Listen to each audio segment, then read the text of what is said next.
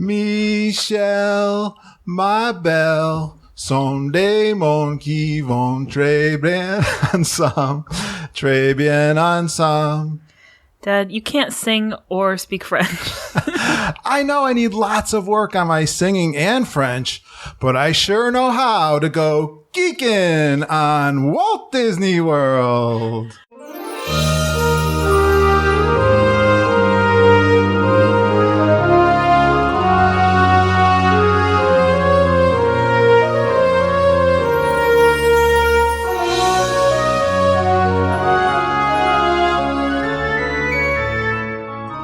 Are you ready for a fun-filled hour of food favorites, resort hopping, and hanging out with Disney World geeks? It's now time to go geekin' on Walt Disney World. Here's our dad and co-host. Hollywood was impressed with his performance in crowd scenes at the Indiana Jones stunt show. He never misses an 11 a.m. margarita at the Mexican Pavilion. And Mike Wazowski is still raving about his performance as that guy over at Monsters, Inc. Laugh Floor. Ladies and gentlemen, please welcome Curtis Stone. I mean, I did get the song, but... Was that horrible or what? Oh, it was so bad, but... Cute intro, though. I thought it was really sweet. Beth is so nice. She is. All right. Welcome home, geeks. It's time for episode 152 of the Geekin' on Walt Disney World podcast. I am your co-host, Curtis Stone, and we are the family-friendly father-daughter podcast that will feed your passion for Walt Disney World by sharing our experiences and opinions as well as others from our community of passionate Walt Disney World geeks. And today's episode is sponsored by three of our good friends with Fairy Tale Concierge Travel Agency. Fairy Tale Concierge is the authorized Disney vacation planner agency. You know them as part of our Geekin family, and that's Susan Jones, Jennifer Galambus, and EJ Cruz. When you book your Disney World vacation with them, you're going to get a professional travel agent, and they've got vast knowledge and experience with Disney World. They'll handle all your bookings of resort and dining reservations. They'll help you with your itinerary, and they're going to help you with any discounts that Disney is offering. They're going to give you individual attention to meet your specific needs. So contact them now for a free, no obligation quote. And best of all, their services are free to you. So let's keep our trip bookings in the family and get all the details on our website, Geekin on WDW.com. Now, let's get started by bringing on our co-host. She's been called the best personal tour guide and a Walt Disney World encyclopedia so many times she's lost count. She almost took down the Great Wall in China with her rented electric scooter, and her laughing place is on a journey into imagination with Figment. We all know her as the sweetest, the cutest, and the smartest Disney daughter in the world, Lindsay. Hi, geeks. Hey, Lindsay. Hi, Dad. I'm burping. We're going around the world today, Lindsay. I know. I'm very excited. This is something we actually haven't talked about on I know. Can you believe our show it? before. And you've been around the world before. Remember? In 2010. when you were in high school. Yeah, it was a short trip, but... It wasn't that short. It's 3 weeks, wasn't it? Yeah, but it was still... And what countries did you go to? France, Belgium, Austria, Germany, Switzerland, and Luxembourg. And why did you do that? I was with a touring choir, an American choir. Yeah. So it was fun. Well, I am excited for this international podcast tonight. Are you? Yeah, of course. Let's bring on our two guests, and then we'll get rolling here. Sounds good. Her dream job would be riding around on top of a Disneyland Paris parade float singing Let It Go in front of a crowd of thousands. She just tried glow-tinis for the first time, and now she may have created an addiction because now she puts glow cubes in her Diet Cokes. It's just not the same. She listens to Geekin on WDW religiously, and she's gathering all that valuable information to plan her future fabulous first ever trip to Walt Disney World. Please give a warm Geekin family welcome to Beth Jacob. Bonjour, les geeks. Hey, Beth, how was everything in France today? Really fabulous. I hope she speaks English, Liz. Yeah. We're going to be in trouble. No, from now on, it'll be all English, but I thought I'd throw a little French in there to give it a little flavor. A little culture over here, exactly. seeing as we can't speak French. Yeah, what'd you think of my intro, Beth? Did I really do a bad job? No, surprisingly good. I've heard much worse. Oh, she's so kind. I know. Well, we're so excited to have you on. This is the first time we're going to be talking about Disneyland Paris. I know, I am so excited to get into this subject. All right. But I thought we'd bring on a super geeker to help us because he's got a trip planned to Disneyland Paris. And he's one of our beloved favorites. So let's bring him on. His favorite ride is Star Tours. He shares the floor with me as also performing the part of that guy at the Monsters, Inc. laugh floor. And his lovely wife threatened to divorce him after forcing her to hold his hand and ride the Tower of Terror with him. He's our beloved member of the Super Geeker family. And from the Isle of Wight in the UK, it's Kevin Curtis-Allen. Hey, Kevin. Hi, yes, Curtis. How you doing, my pal? Not so bad, not so bad. I'm so glad. Really looking forward to talking Disneyland Paris. I know you would be. You've got a trip planning, right? Going on right now? Yeah. We've 105 days out, I think. Who's counting? Not far. Yeah, no. And what's the purpose of that trip? Some old codger turns 50 in February. So. He's getting in trouble already. I turned 50 February, so I decided we'd take a romantic trip to Paris and do Disneyland Paris for my 50th birthday. But it's ended up we're going on my wife's birthday and we're taking the boys as well. Oh, that is very awesome. And Lindsay, before we get I'm so glad to have 3 of the pavilions represented here from the World Showcase in Epcot. Yeah. France, UK, and we are Americans. Obviously. Oh, we lose. All right. So, Lindsay, I want to do a couple of Mama Says before we get rolling. We're going to do a trip report with Beth about Disneyland Paris. But before we do that, I wanted to mention that Mama was talking to me and she bought our annual passes. I know. I saw it linked to my account a couple of days ago. Oh, okay. I got an email. Kind of interesting. There's a little confusion. There's different kinds of annual passes to buy now. Well, they could have made it a little simpler. They decided to name the annual passes Gold, Platinum, and Platinum Plus. I mean, I don't understand why we just go bronze, silver, gold. Oh, okay. It's also but confusing. everyone has to feel special, so it's starts at gold. Which one did we get? Platinum, so the middle of the road one. Yeah. Which was because we wanted no blackout dates, but we did not want the golf courses, admission to the golf courses and the water parks because we don't do that. So yeah, so the first kind gives you blackout dates, which we didn't want to have. Mm-hmm. But so we're kind of the same one we've had before. It was basically the same one, except this one has PhotoPass now. Right. And we were talking, I don't know if I told you about this, but I've been thinking about our drive in January to bring you down for the college program. And I told her, what if I feel really good and I want to go a little farther so I could shorten the trip for the next day because we do this in 2 parts. Mm-hmm. Could I cancel that hotel like on the road while I'm on the road?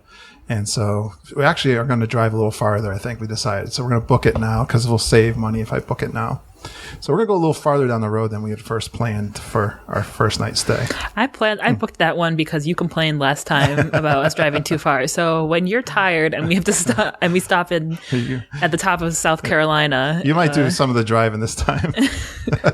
Hey, a community shout out, Lindsay. If you noticed, both Kevin and I are having a beer today. It's a Sunday, but I have a very special glass because Holly and Peter Burcase sent us a care package from the Food and Wine Festival in Disney World. I know. I was totally blown away. I can't believe them. They're the sweetest. Isn't it? It was a very sweet package for a lot of reasons because there was a lot of love and care put into that. And this is a glass you can only get. I think you got to go there like 3 times and have an annual pass to get this glass. It's got a picture of Mickey and it's got the Food and Wine for 2016. And I love it. It's really cute. It's a nice glass. Thank you. So that is for you, Holly and Peter. And Lindsay, you got some stuff too. Yeah, they got me a pin that it's one of the special Food and Wine pins, and it's got the recipe for Figment on the inside. It opens up, and it's got a recipe for Figment and a little page that flips, which is so cute. Yeah. And a candle that smells like Rome Burning from Yankee Candle. And they got me a pack of Sorcerers of Magic Kingdom cards, which I collect. And it just happened to have one of the cards that I didn't have it before, so... Yeah, and I saw that you guys are going to look at your card collection, trade some with Peter, because he's got a bunch of cards. I'm sure he has a much bigger collection than I do. You got doubles, you can trade them. That's awesome. Yeah, it's fair. And we got some of the brochures from the festival, so that's really cool. I'm going to look through all that. So thank you so much, Holly and Peter, for doing that. It was very thoughtful. I just want to read one iTunes review, and then we're going to get into it, because I did get 3 of these recently. Oh. I'm just going to read one of them. This comes from Z Elrod 1519, and I think I know who that is. But he says, Disney World is a second home for my family and I. Its magic and wonder are unraveled by any location in the world. I love to discuss and learn more about the place that has become such an important location in our lives, and this podcast provides the ability to do all that at all times. Kurt and Lindsay have become a part of my day, and I truly thank them for providing such an in-depth look at WDW and its magic. It's never repetitive, and there's always something new and interesting to hear on each and every episode. I strongly recommend this to both seasoned Disney travelers and new alike, as there is something for everyone. Let the magic continue every day and listen to this podcast! Exclamation point. He's very generous when he says we don't repeat stuff. I feel like we talk about the same food over and over because it's that good. Well, yeah, and I'm so glad. Yeah, that was kind of a neat comment, seeing that we're going to do Disneyland Paris tonight. Yeah, that's something different at least. All right. Thank you guys for hanging on there as we get through some of those intros. And let's get right into Beth's trip report to Disneyland Paris. What do you think? I'm ready. All right. Are you ready, Beth? Yeah. I'd also like to say I wholeheartedly agree with that great review that you just read out. I wish I would have written it. I think if you write, exactly how I feel about it. Thank you, Beth. And I think if you write it, we won't see it. Like iTunes has, Kevin has written us an iTunes review, and they split it up by country. Yeah, it goes to the different store. Yeah. I've noticed that. I have tried to support your podcast and others I like, and they just sort of disappear. And I know. Never see them again. It's unfortunate. It's hard even for us to find them. You have to switch your iTunes software over to the country of choice to get to see that. It's kind of weird. I wish it wasn't that way, but who cares? All right. I want to know, first of all, what your history with Disneyland Paris is, and tell us. You sound very American. Is there a reason for that? Yes. Although tonight I'm representing France, I'm actually secretly American. I grew up in Nebraska. Yeah. And as a kid, I loved Disney. I dreamed of getting to Disney World, but from Nebraska, that's a good 20-hour drive, and it just wasn't in the cards. We did other theme parks as a family, which I really enjoyed. Right. But Disney World was always kind of a dream for me. Same with us. You've heard our story is kind of the same for Mama and I. So we didn't go till we're 35 years old. Yeah, just make your own dream come true. That's right. All right. So how many times have you gone to Disneyland Paris? With this last trip, I think it's 5 times. Oh, okay. So you've been there. And how long have you been in France? Well, it's a bit complicated. I moved here in 1990 and then left in 1999. Okay. And spent 10 years living in West Africa. That's quite a, and why is that? Why was the traveling in your... The traveling. My husband's a French anthropologist and I'm an archaeologist. Oh. And so for work reasons, we packed up our 4 kids and we went to go live in Ouagadougou, Burkina Faso. It's so interesting. Yes, I would love to. It's so well traveled. I know. I'd love to Gonna have lots of questions. Of course, our podcast is not about anthropology or it goes right over our heads. But I love history, though. It's cool. We could work it in. Indiana Jones is an archaeologist. I think that's the depth of our knowledge, though. Exactly. But very accurate. It's exactly like that when you're an archaeologist. That's so just cool. like an Indiana Jones movie all the time. Did you have to do any research for this last trip, Beth, or have you been there a lot recently, or you kind of just go? Well, I had been just last fall because it was my 50th birthday. Okay. And what I really wanted to do was take my 4 kids and a few of their friends and spend 3 or 4 days in Disneyland Paris. It's not the same scale of park as Walt Disney World. So you're not planning. I mean, Walt Disney World is like planning a military campaign. It's incredible.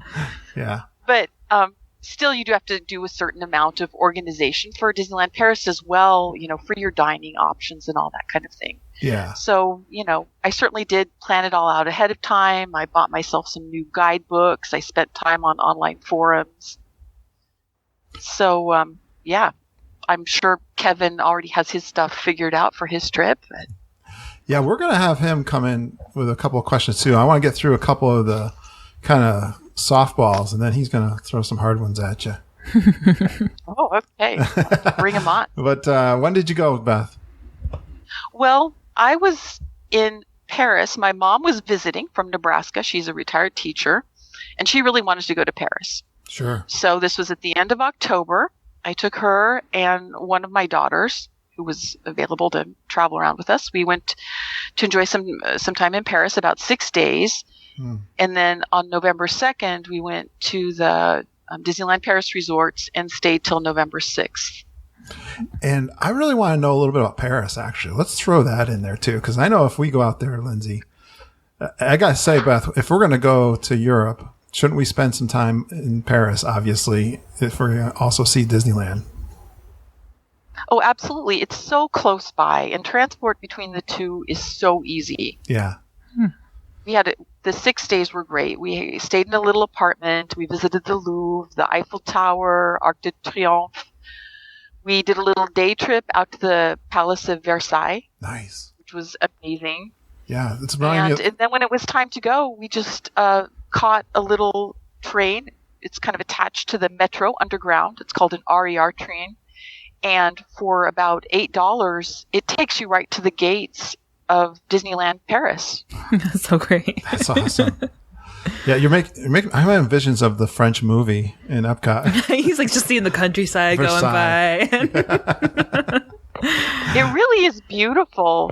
Yeah. The countryside all around the park. It's really on the outskirts of Paris, and it's a lot of farmland, very rural. It really is lovely. Do you have some wine? Yes, there's a bit of wine around here. We can send you up the wine if you come. Well, what part of France are you in? Are you in the northern part of France? Actually, we are in the eastern part of France, right on the border with Switzerland. Our house is in the French Alps. Oh. So we're right in about 45 minutes. We can be like at Chamonix and Mont Blanc and all of that. And it's about a 20-minute drive into downtown Geneva, Switzerland. So. Oh, where did you have lunch today? Pretty good location. Where did you have lunch today? We just had to go over the border to see some friends near Geneva. Okay. So I thought that was cool. She said, "Pop into Switzerland as one does." Lindsay, she was telling me we were planning this an hour earlier to record, but she had to go to lunch in Switzerland. That's so funny. I'm like, well, and we're also close to the Italian border. So one day I had to accompany a class trip for my twin girls, and we were just doing a day trip through the tunnel of Mont Blanc and went into northern Italy for the day and came back. That's so cool. It just blows our mind. That to internet friends too. Like, I have to go to Italy today, but I'll be right back. Well, Mama has a very good friend from college that lives in Switzerland. She has dual citizenship. She's a really interesting person, and she lives in Switzerland. Her parents, I think her dad is Swiss and her mom was American. So we would love someday to be there. I hope I can get a tour guide when I'm in France and see Disneyland Disney Paris. destinations. There you go. I'll be asking for a favor from you, Beth, when we're out there. I am a very willing tour guide. No problem. That's awesome. All right. And what did you do in Paris? You spent 6 days there? I mean, what else did you do in Paris? Well, my mom just loves museums. Oh, okay. And so, and I'm a trained archaeologist, so I can talk for hours about all the things in the Louvre. Nice. And so between the museums and visiting the kind of touristy sites, and my daughter, the younger twin, she loves shopping. So we did have to do a little shopping on the Champs-Élysées for her and go to all the posh shops. I don't know. The time really just kind of flew by. Nice. Lindsay, and then no time at all. It was time to get my mom finally to a Disneyland park. Oh, we're going to get to that part, believe me. And so I know, Lindsay, you spent some time. How long did you spend in Paris? We were there for like 4 or 5 days. Oh, okay. Well, actually, like 3 days in Paris, and then we spent quite a few days in the countryside. And you had a tour guide that was taking we had the bus drivers were our tour guides. You enjoyed Paris, right? Yeah, you love Paris. Oh yeah, it was the first place it was the first place in Europe I saw. Right, you flew into Paris, right? We flew into Switzerland, and we flew into Switzerland, and then we flew into Paris. It was you had to get into you had another a little plane. hop. Okay. Yeah. But it was beautiful. Amazing, right? I'm so jealous. Like Beth said, the museums there are. Yeah. Top notch. So that was probably one of the best experiences I've ever had. You guys did that too, okay. In a museum over there, yeah. Kevin, have you been to Paris before? Yeah, I ran a half marathon over there. Oh, you did? Yeah, I've been to Paris three times, I think. Oh, okay. See, that's one of my first thoughts was I wanted to bring Kevin on so we could compare notes on Disneyland Paris, but then he told me you've never been to Disneyland Paris before. No, we've not made it to Disneyland Paris. Yeah. I mean, as everybody knows, I was planning to run the half marathon, but I had the accident, didn't I, sir? We know about the accident. All right. So, Kevin, you had a couple of questions for Beth. Do you want to give us one? Well, yeah, I mean, so did you stay on site? Yeah, that's definitely my preferred mode of operation. Yeah. There's places you can stay, a bit more cheaply off property, but I feel like the Disney bubble effect really does apply. Absolutely, yeah. As 6 of the 7 hotels are within easy walking distance of the park gates, I feel like it's so much nicer than depending on the buses. So are these Disney-owned resorts? Yes, they are. Oh, nice. Curtis, if you think of them as like at Epcot, the Epcot Resort, for instance, they'd be on a similar sort of scale to that. They start at about a 5 or 10 minute walk from the park. Well, actually, the Disneyland Hotel is actually over the park gates, isn't it? Yes, it is, yeah. Beautiful. And then the New York, which is the next one out, which is where I'm going to stay, is 10 minutes walk through Disney Village, which is their version of Disney Springs. Oh, neat. Nice. That sounds really nice. Yeah, so the park, it's just the one park, right? There's 2 parks. Two parks. Gates, yeah. Oh, there's 2 gates. What are the 2? Well, there's the Disneyland Park, which is our castle park, and then there's Walt Disney Studios, which is our version of Hollywood Studios.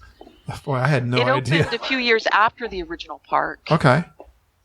And actually, we've been promised a 3rd gate, but who knows if that's ever going to materialize, seeing what's been happening lately. Okay, so they were contractually obligated to open that 2nd gate, weren't they? So that's why it was opened. So they're 2 good-sized parks then. Well, the 2nd one is quite a bit smaller. They're trying to reinforce it a bit because it's not quite up to the usual Disney standard. They're making their way with it. But I'm going to learn a lot today. Yeah. So, Beth, people really love to hear about resorts. So tell us about the resort you stayed in. Oh, my gosh. Okay, so my favorite resort is the Sequoia Lodge, which I always recommend to people because I feel like it hits that sweet spot that Wilderness Lodge seems to fill over in Walt Disney World, in that you're getting kind of deluxe amenities for more of a moderate price. Oh, okay. Because in the hierarchy, what you have is that Disneyland Hotel, which is rather similar to the Grand Floridian, which is right over the park gates. And certainly if your budget can stand it, by all means stay there, especially if it's cold weather and you need to be jumping in and out of the parks. That's definitely the place to be. But, once you go down from that very top level hotel, what you have is next in line is the New York Hotel, where Kevin's so lucky to be staying. And after that is Newport Bay, which I think price-wise and amenity-wise is right on the equal with New York. And then down quite a bit in price is Sequoia Lodge, which has this sort of American national parks vibe to it. And I just find it really cozy. Yeah, I was wondering. You can go down a bit from that if your budget needs to scale back a little bit. There's two they used to both be Western themed. Yeah. One is called the Cheyenne, and it's been rethemed completely to Toy Story now. Oh.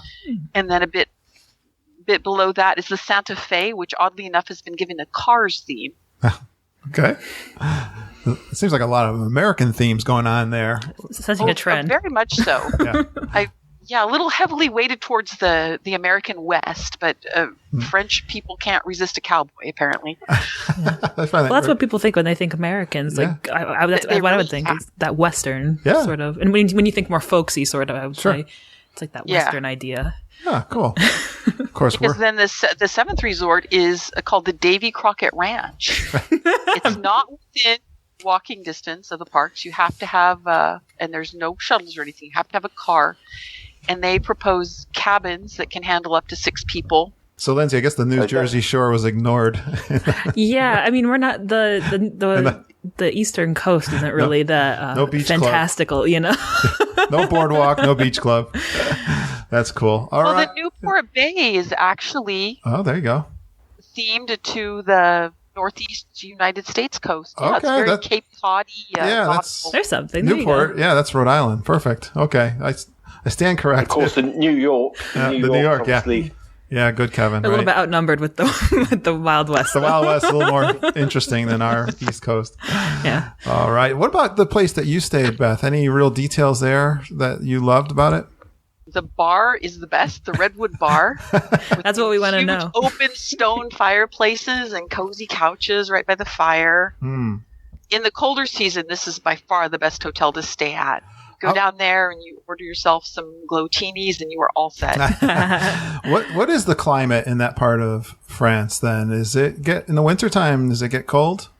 It does get cold. On the plains where Paris is, they don't get a ton of snow, but it does get quite bitterly cold and it can get kind of wet. Yeah. It's a pretty odd choice of a place to put a Disney park, in my opinion. Apparently, they had thought about putting it farther down south in near Marseille, for example, where it's a much warmer climate all year round, more similar to California. But apparently, the land they had access to and were planning to build on, they had some trouble with the foundations and bedrock and that kind of thing. And they rethought the whole project and thought they'd be better off putting the place closer to Paris and, attract more people that way. Spain was in the running originally as well. Oh, yeah, early on, it was supposed to be Spain. Which does make sense. I mean, I see why they went with Paris. I mean, it's just such a tourist destination. Oh, yeah, they definitely get traffic from that. The climate is no picnic. I mean, we were quite cold in early November. Standing outside waiting for the fireworks show at the end of the day, it got quite chilly. Yeah, it does in January in Disney World too. It can. Yeah, nothing like out there, I bet though. No, but you can get into the 30s even in Florida. So, all right, let's dig into this trip. Let's go day by day. So you got there. I think you talked about getting there by the train. Yeah, the RER train, and we had kind of a late start, so we ended up at the train station at Disneyland Paris at about 11:30 in the morning. Yep. But no drama because we dragged our luggage right through Disney Village, and in 10 minutes, we were over at the Sequoia Lodge and got into our room and managed to leave our things there.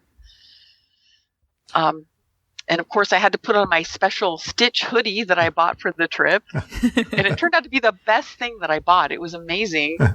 Why was it? What makes it so special? Well, I've just found that very few adults in the DLP parks dress up. You'll see people with just mini ears thrown on or something, or a T-shirt. But my Stitch hoodie just got people remarking, talking to me, "Hey, Stitch." A little French boy came up to me and asked me where I bought it. Oh, that's so cool. One little girl was scared to go on a ride to Indiana Jones and the Temple of Peril, and her mom was beside her saying, "Look, dear, Stitch is getting on the ride. Stitch isn't afraid." And I sort of smiled, said, "No, it's fun. Don't worry." That's so cute. So are the French a little more stoic in their appreciating and getting into the mood at Disneyland? I sort of feel like French people have a hard time having fun. Oh, really? It could be the Americans are kind of crazy, though, so we're kind of setting the bar a little high. Well, maybe. The only people I felt were kind of at my level of hysterical fun were the Brits. I had lots of fun exchanges with British people. That doesn't surprise me. What do you think of that, Kevin? What you're saying. I don't know what you're saying. We don't have as much inhibitions. No, they know how to have fun. We know they do. Oh yeah, I love the English humor. That's why we bring Kevin on. Although I will say something about the French, my mom spent her whole life as a teacher in elementary school. Said she was amazed at how well behaved French children are. Oh, good. Yeah. She couldn't believe it. Kids in a theme park. Yeah. How the parents really make them toe the line. The thing, and from what I've heard about what goes on at Walt Disney World, there could be some cultural differences going on at that level. Well, and one of the things that always impressed me about Disney World is all the many cultures that are represented that come down to Florida and into Disney World. You'll see not just Americans. There's every culture of the world seems to be there. It's a pretty big melting pot, and it's kind of fun to see the different cultures. Actually, I love that part of it. All right. And so this is the first day then, Beth, you get some time in the park for the first day? Oh, well, we sure did. Yeah. Well, the first order of the day was get over to the Disneyland Park and meet up with a friend from an online forum who set me up and sponsored my annual pass. Oh. Wow. The annual passes at Disneyland Paris are just ludicrously inexpensive. Ludicrously, really. If you're staying in the parks more than 2 days, it's worth your while to buy an annual pass. Oh. Wow. So when you say sponsor, you mean what do they have to do? Well, you can just go ahead and buy one, and they're ludicrously cheap. But you can get it even cheaper if someone who already has a pass is willing to sponsor you. You'll get another 10% off the price of your pass. Oh, sweet. So you met them at the gate to get your pass? Yeah, exactly. We met at the gate and then had to go inside to a special building. It did take a bit of time. Yeah. But it was definitely worth it because once you have that pass in your possession, it's, I got the Dreams level pass, which wasn't that much more expensive than a basic one. And you're in the park 365, 10% off dining, 20% off merchandise. When you go to a table service restaurant, you get a free non-alcoholic cocktail. I don't know. There's all kinds of nice little things you get with it. Yeah, then pretty cool. You get some really good discounts as well on hotel stays as well, don't you? You get 35%. You can. Off rack rate, you can be getting up to 65% off. Yes, yeah. Ooh. Yeah. I think that's a big incentive to go back again. Yeah, and 20% off of purchases, I think, as well. Yeah, 20% off merchandise. Yeah. I was looking at it. It's no brainer, really, is it? Nice. It really is. Is it 220 euros? Yeah, 223, I think, right now. And if you have a sponsor, it's pretty much 200. Nice. So yeah, that's pretty definitely cool for all worth the it. benefits you're getting there. And that's pretty great. But what would that be in dollars? About It's really close. Yeah. Yeah. Well, of course, euros and dollars are pretty close. Yeah. I would expect the annual pass to be cheaper. They don't have as many parks and attractions as Disney World does. So to offer like 20% off merchandise. That's awesome. You only get 10. Yeah. With your annual pass. Well, in Disney World. I just think even because our parks would be more comparable to the Anaheim Disney parks. And if you think about how much an annual pass is there, Sure. Yes, Beth. far more expensive. So Yeah. All right. So where? so no wonder Disneyland Paris is losing money hand over fist. So once you got in the gates, what is Mom thinking about this place called Disneyland? Well, of course, she got, an eye full of our very beautiful Chateau de la Belle au Bois Dormant, our Sleeping Beauty castle, which is so gorgeous. Yeah. And it was just so hard not to bother her too much because I just wanted to say, look at this. Yeah. Did you notice this? I know. And, you just need to leave people alone to take in all the details. But I tried to control myself. Yeah, that's something I'm guilty of. Whenever someone comes with me to the Disney parks, I always ask them, though, it's like, do you mind if I talk and just tell you and point out things? And usually people are like, oh, yeah, that's fine. And once you give me permission, it's like, boom, look at this, look at that, like you said. But it's fun to point out things that people who are going for the first time, they can be kind of overwhelmed. Yeah. But to point out things that are really special is... They appreciate it, I think. Cool. Yeah. And Beth, what is the Disneyland castle kind of themed after? Well, they tried to go for a super fantasy fairy tale atmosphere because we have like actual real castles Right. all around us. So they went for something, quite tall and airy. It doesn't quite have the mass that the Florida castle has. It's smaller, but they just poured money into details and making both, inside and out super elaborate. It has a couple of really lovely shops inside of it. One just beautifully themed, and it's Christmas all year round. The upstairs walkthrough of the Story of Sleeping Beauty is very elaborate with tapestries and stained glass and statues, and it's just beautiful. Yeah. So that's totally different from the Disney World one, where there's quite a bit more inside, it sounds like, than that you can go walk up and see every day, right? Sort of in Disneyland Paris. Oh, yeah. And up on top, actually you can go outside of the castle, up on top, on the second floor, onto the balconies of the castle and look out. Wow. I want to know. That's cool. Did you see the dragon underneath the castle? Oh, I always go visit the dragon. And I'm always surprised by people that don't even know he's there. But it is actually kind of hidden. Lots of people, they don't even realize. You just sort of take this path off to the left. It's just a really small sign in French. Nothing's indicated in English whatsoever. And you kind of go into this dark cave. And, there's an enormous 80-foot long dragon sort of shifting around. And every once in a while he gets crabby and starts roaring and He's scary. breathing smoke and fire. It does scare the little ones a bit sometimes.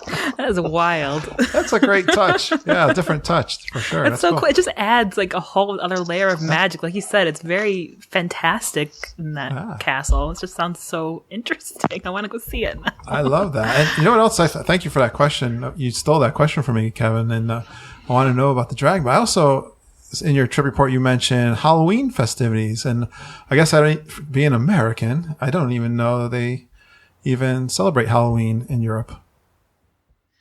Well, I would say culturally, most of France does not, but Halloween is celebrated in Disneyland Paris, and they do a pretty good job of it, really. We were so lucky. November 2nd was the very last day of the Halloween festivities, and there was a lot to see. We got to see their Halloween mini parade. Had a great song. It was just 3 floats, but there were lots of dancers and wonderful costumes.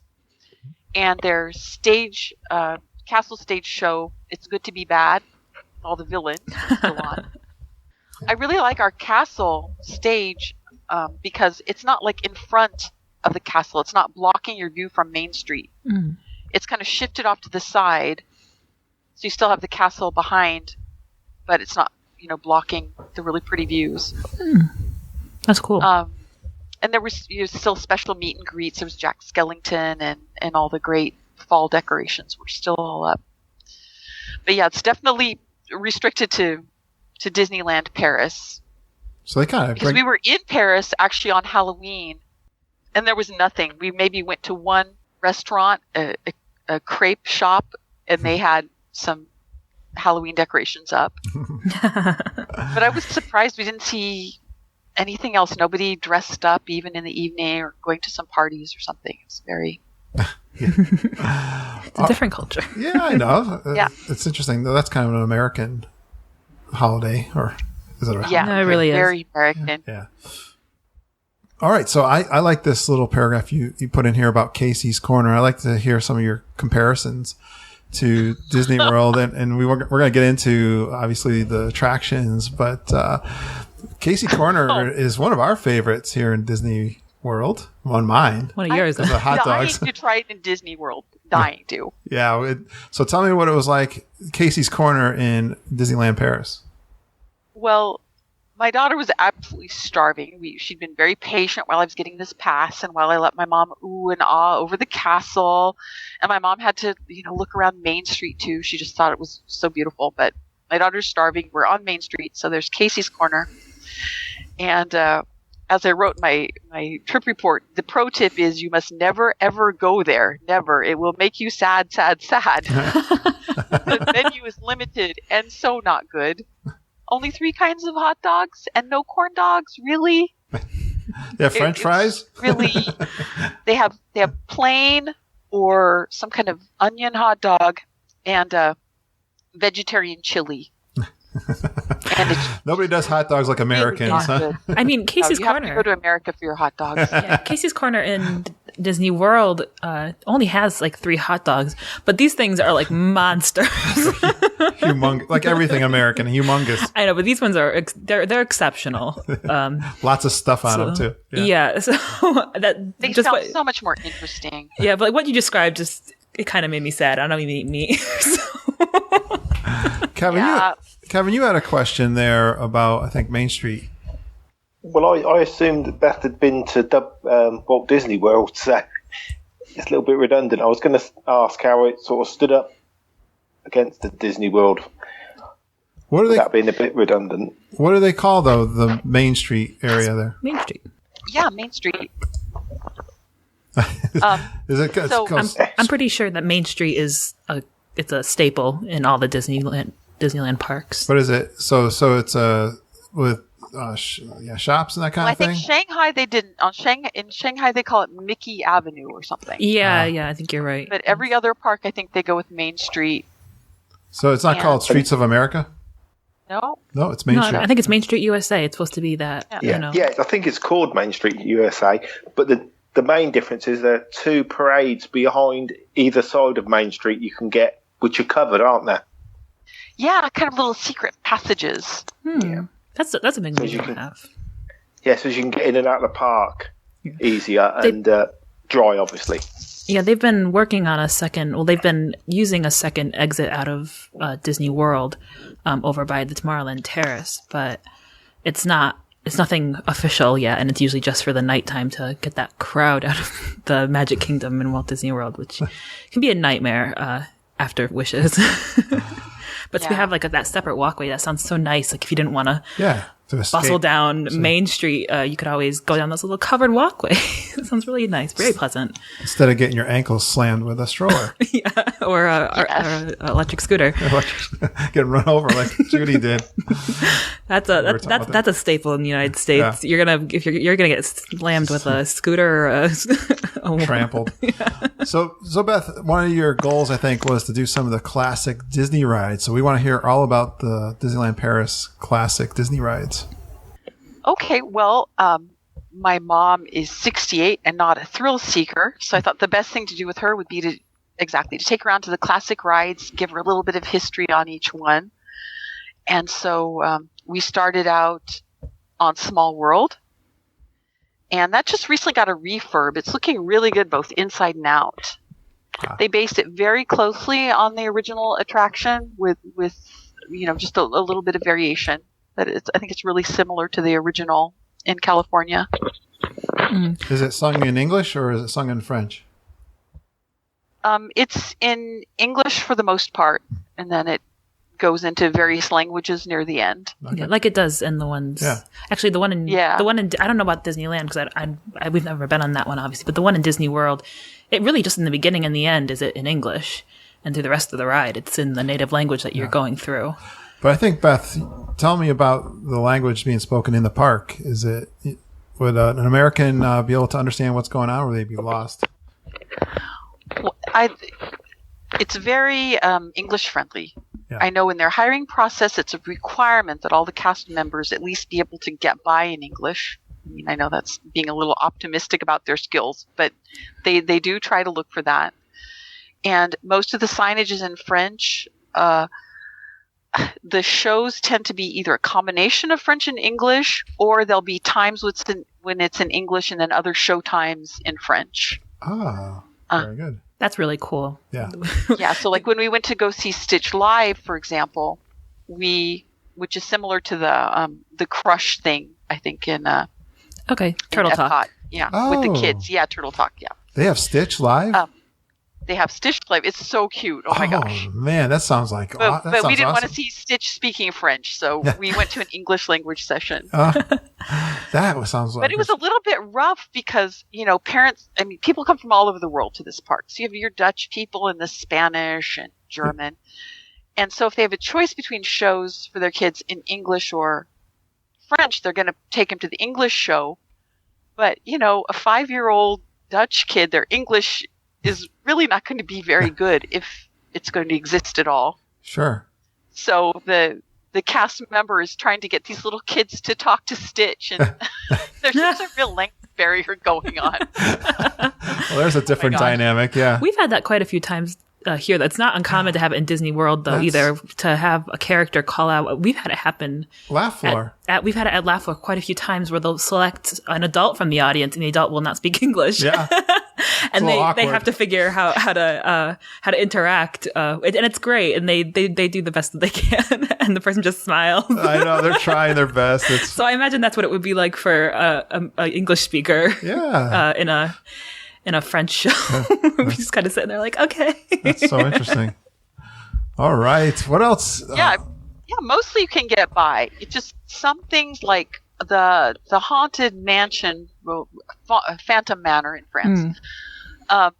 Like the pre-show, I've heard it's in English sometimes, but I've never experienced it in any of my trips. It's always in French. Okay. I've read a lot about the Phantom Manor there, because who doesn't love the Haunted Mansion? So it's cool to hear the different stories.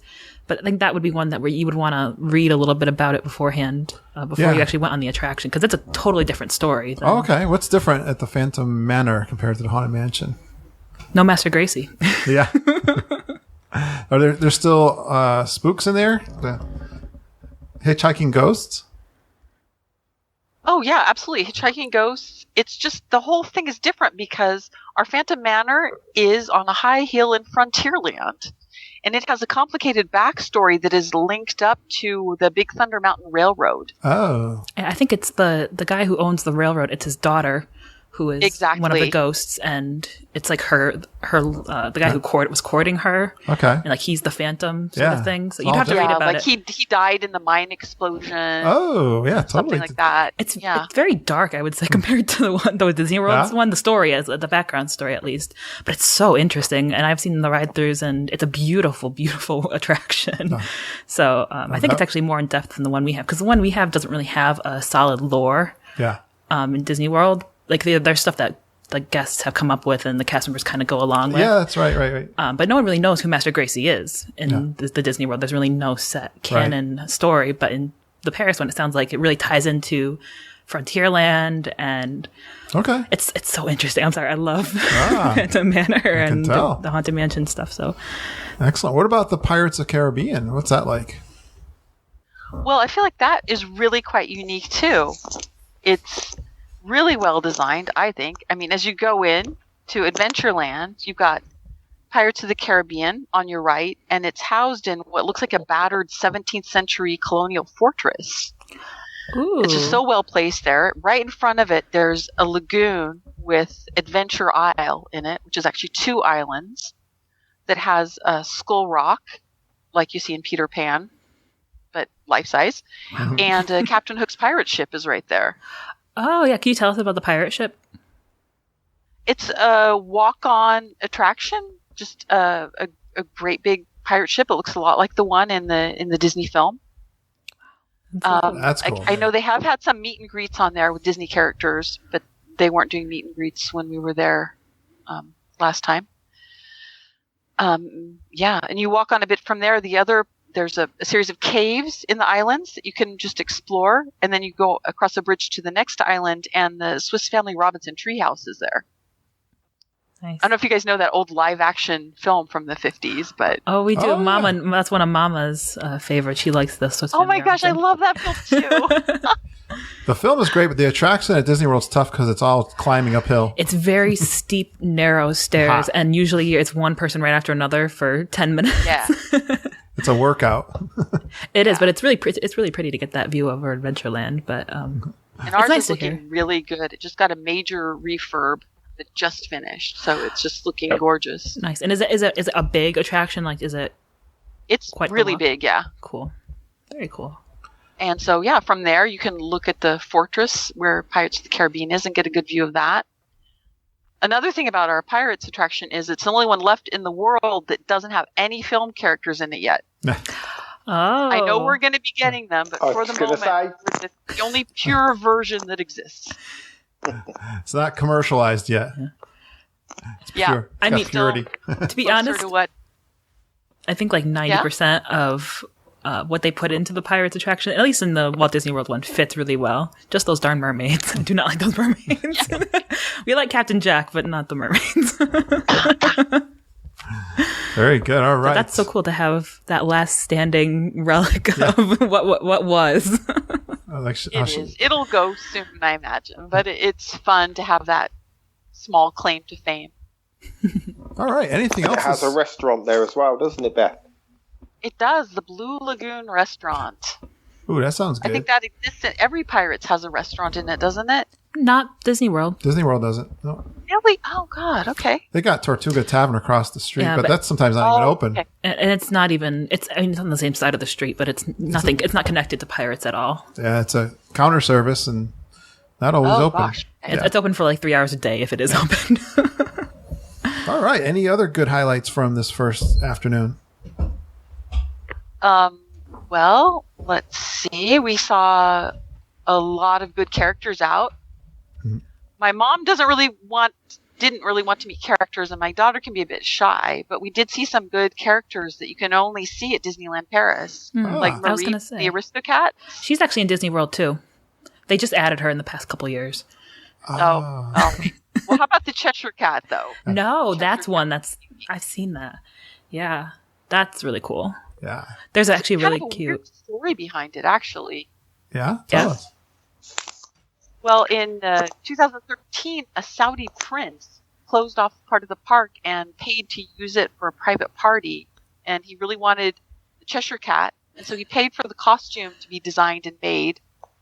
And it was at his disposal for this party that lasted, I don't know, 4 or 5 days.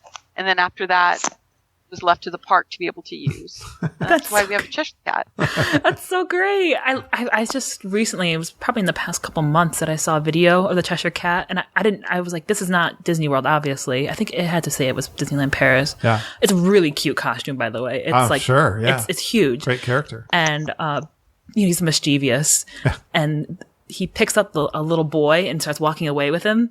It's adorable. You gotta look it up. But I was so jealous when I saw that, because I know that there are quite a few characters that are exclusive to Disneyland Paris, which would be fun to meet. And Well, now I want to get to one of our favorite topics, and I know it's one of Kevin's because he was on one of his questions too, is where'd you have dinner? Oh my gosh. I was so thrilled. I got reservations for us to eat at Walt's. Yeah. It is a beautiful restaurant right on Main Street. And it has the decor, kind of that turn of the century Americana feel. Yeah. And I think it has a lot in common with the Club 33 from, just what I've read online. Disneyland, Just- just Disneyland. Yeah. Yeah, over at Disneyland. And it's on the second floor of a building in Main Street. And so a really great thing to do is try to get a table for about 5:30 or so and, be overlooking Main Street for the 5:30 parade. Nice. Oh, cool. Yeah, good job. So that's an excellent thing to do. The food was amazing. And I'd read an interview with the head chef at the restaurant. His name is Ludovic Malac. He's a French chef. And he was saying that they based the menu on foods that Walt Disney himself enjoyed eating, actually. So what does Walt... That is so cool. I know. And what does Walt Disney enjoy eating? Well, apparently he had a cook, of course. He's a very wealthy man. Her name was Thelma Howard. And he loved it when Thelma made him a pineapple upside-down cake. Okay. And he loved the Thanksgiving style meal, especially stuffed turkey, stuffing. Oh, okay. It's a staple. Potatoes, that kind of thing. Yeah. You can find that all Me over too. Disney World. We got Thanksgiving coming up soon, and I'm looking forward to. Well, so what this French chef did, and they kind of adapted this for the European palate. So you get this very kind of not really nouvelle cuisine. It's more substantial than that. But it's a bit of a fancied up version, you can imagine. I would hope so. They got to step it up a little bit in France. Our palate's not exactly. refined enough. I would say it was probably the meal that we liked best of the whole trip. I would think the desserts would be pretty good too. Pineapple upside down cake. I mean, man. Yeah, but French. They're known for their pastries, right? During the whole trip, we were eating pretty amazing pastries and macaroons and all kinds of things at different bakeries and patisserie, and Mama would go nuts. Yeah. We ate our way across France. Kevin, you'd have to have some bread while you're there. Yeah, I'm a bit of a bread man myself. Beth, the menus, they tend to be set menus, don't they? Because obviously that's very different to the American style. Yeah. I mean, you can buy a la carte. It's not a problem, but it's going to cost you a lot more. Most people do go with the set menu. It's a better value.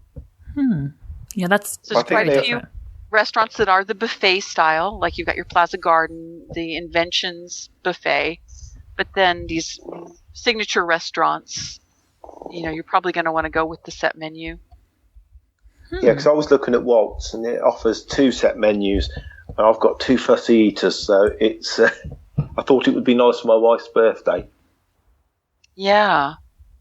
On the Sunday, so. Well, I think they are quite flexible, and certainly we found our waitress at Walt's just to be delightful and really helpful.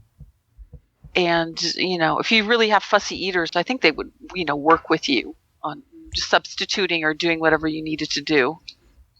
I mean, the whole food setup in Disneyland Paris is a lot different to the American style parks, isn't it? Or just the American dining experience in whole, really, Disney or otherwise.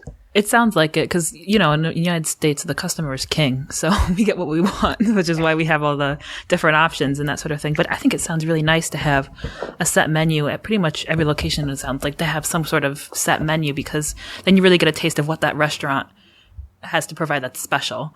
And it's something that's put together by the chefs for you to really just enjoy and kind of participate in that restaurant specific style of food. So that sounds like a good thing to me. But I don't know about all the other Americans who are like, I want my steak and then I want my ice cream afterwards. And I want my fries. Yeah.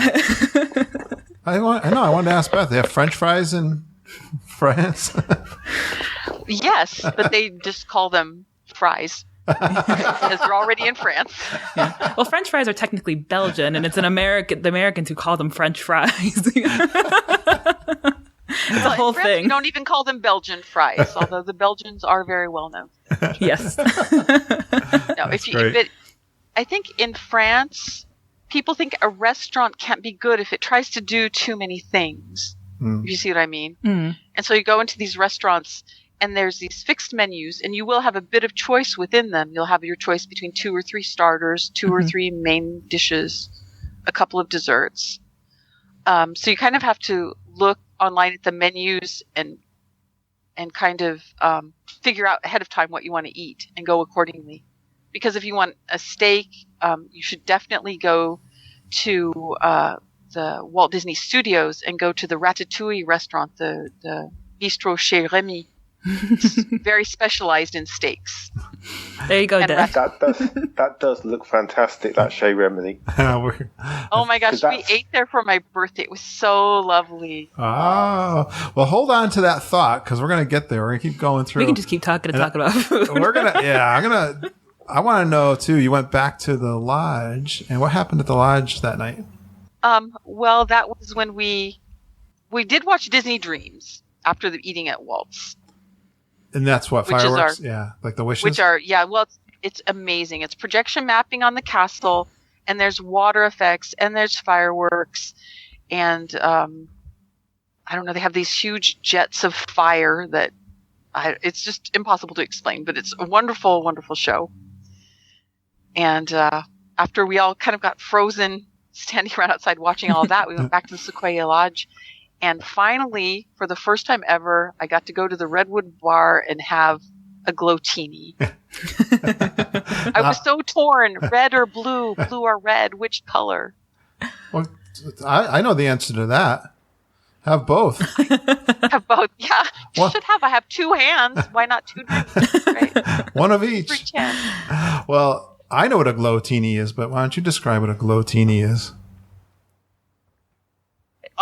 It's a mixed drink that has a bright color, and it has a magical glowing fake ice cube in it.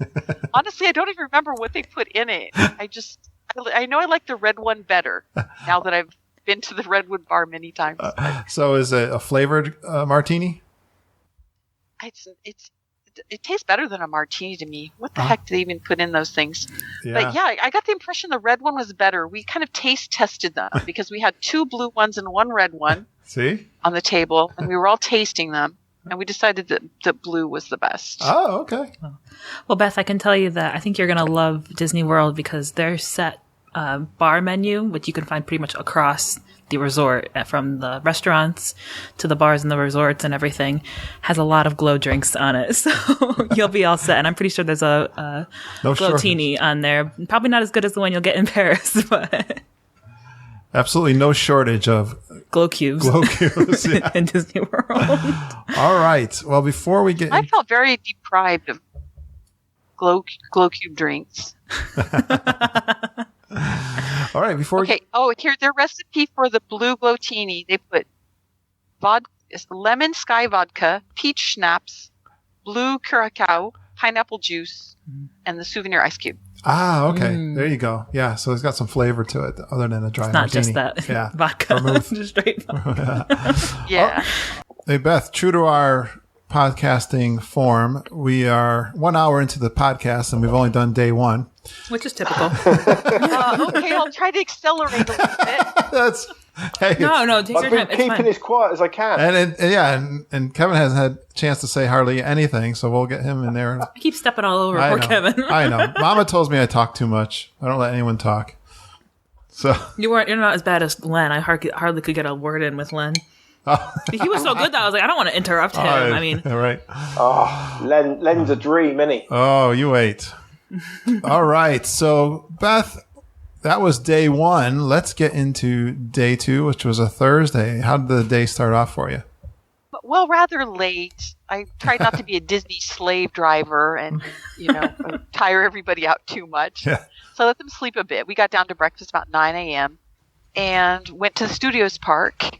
It was our extra magic hours, which at Disneyland Paris are always in the morning. We never have evening extra magic. Oh, I'm surprised by that. I thought Europeans were late night people.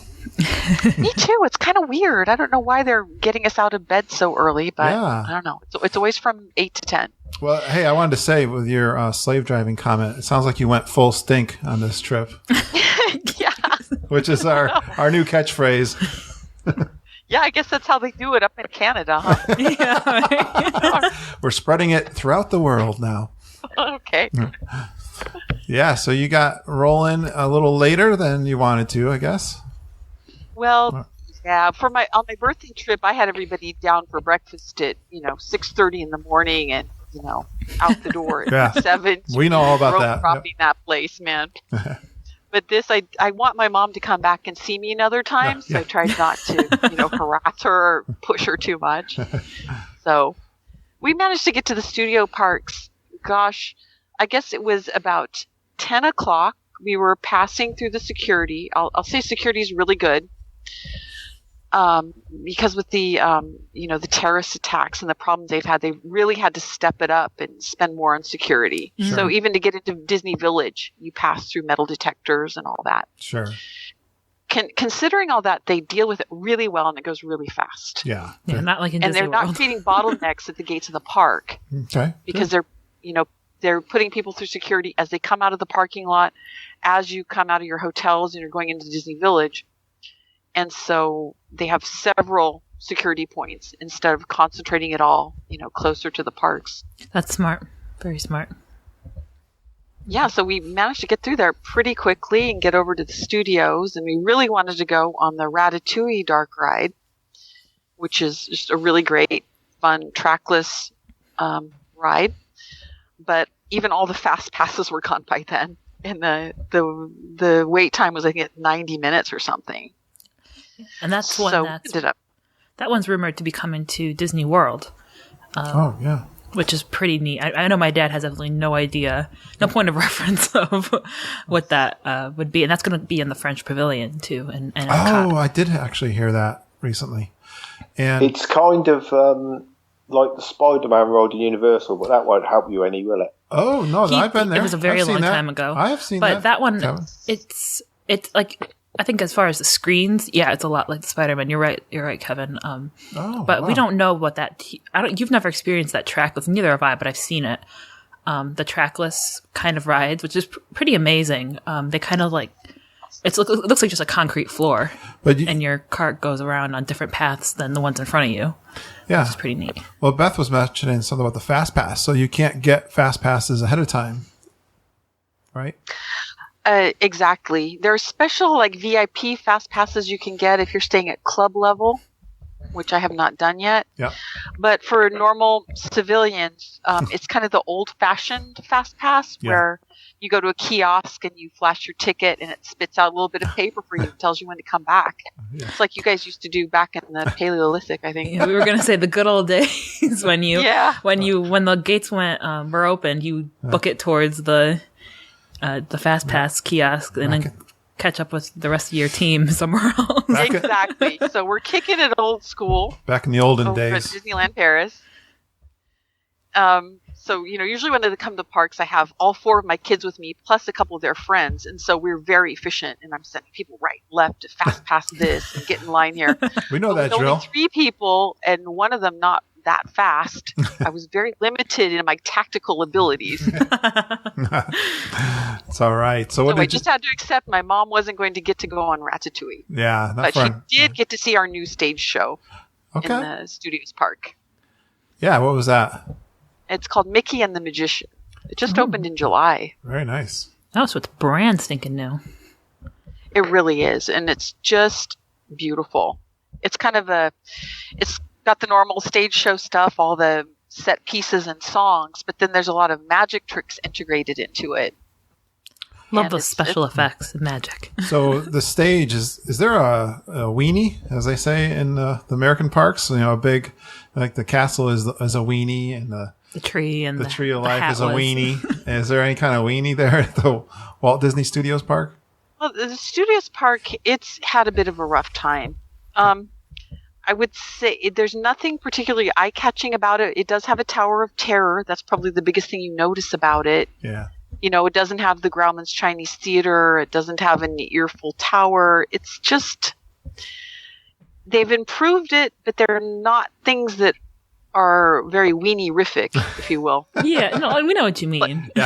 Like the new mini Paris land where the Ratatouille ride is. It's called the Place de Remy. It's adorable. It's so beautiful, but you don't see it till you're in it, if you know what I mean. Mm-hmm. It's not like the castle drawing people from far and near. Right. Yeah. So I don't know. It's kind of an unprepossessing park. They're trying to improve it. Doesn't help that it has some of the worst Disney rides in it ever conceived by the human mind. I'm looking at you, Armageddon. Oh, we don't know what that is. Well, oh, you're so lucky. It's got some stinkers, huh? Yeah. Yeah, it's just you know the movie, right? Armageddon. You've heard of it. Yeah. Yeah. Was it 1998 or something, right? Yeah. The golden era, huh? With Bruce Willis. Oh my gosh. I had heard it was terrible, and in all my travels to the Disney park, I'd never been on it. But we decided we had a bit of time and we were going to give it a try. Couldn't be all that bad, right? And you just like sit through this long pre-show about special effects, and they're going to put you in the movie Armageddon, and they take you to this soundstage sort of thing set up to look like you're on a Russian satellite, and then they started doing special effects at you, like the whole space station is exploding, except the floor doesn't move, so you're just standing there, and this sort of artificial rock looks like it's going to come through the ceiling, and you just sort of stand there bemused. Sounds like you need Star Wars land. Yeah. You need an invasion of Star Wars land. Wow. Well, yeah, we need something. All right. So but yeah. Oh, Kevin, don't go on Armageddon, Kevin. Don't waste your time. I thought it was the Paris version of Country Bears Jamboree. All right. No. Well, you can't. You don't get to sit down. First of all. And there's no music, so I think it's probably worse than Country Bears Jamboree. Don't diss Country Bears. Yeah, be careful. Now that's an American classic. Yes. Right there. You can't have any more fun. That's our terrible, offensive American humor right there. You're going to have so much fun in the Country Bears. One day, Kevin, we're going to take you to the Country Bears, and you are going to have the time of your life. It'll be great. Handstand. Slap our hands. Knee slapping, foot stomping. Good old time. All right, let's talk about another one of our favorite things, which is food. Again. Funny you should mention it, Kurt. Yeah, did you have a nice lunch? We sure did. Yeah. I had reservations over in the very posh Disneyland Hotel, right over the gates, at their restaurant they call Inventions, sorry. Yeah. And it's a buffet, and it usually has characters in it. On Sundays, they even do special brunches with the characters, usually the Fab Five plus a few others, dressed in special holiday gear. But we were there for lunch, and we tried to avoid eye contact with the characters, but they were like cats or something. They could sense my mom didn't want them near her, and they came anyway. We're like showing her all of their love. That's good. I have some pretty funny pictures of her just being crushed to death by Minnie Mouse. I love it. Yeah, you guys share us. I think you did send me the pictures. I didn't get a chance to look at them yet. Oh yeah, now that you've heard all the stories, you'll appreciate the pictures more. We'll post them on our Facebook. My kids think this buffet is the best thing ever. It is a bit pricey. It's 65 euros per person. The price just recently went up. Yeah, quite a bit. And but it's really nice. There's shrimp, crabs, smoked salmon, all that kind of good stuff. The desserts are amazing. French desserts of all kinds. Nice. And picky eaters do well there too, because they do have the kind of tater tots and chicken nuggets and all that kind of thing. Kevin, you got this one booked for your trip coming up? I can't book anything until Boxing Day, which is a good bit of planning.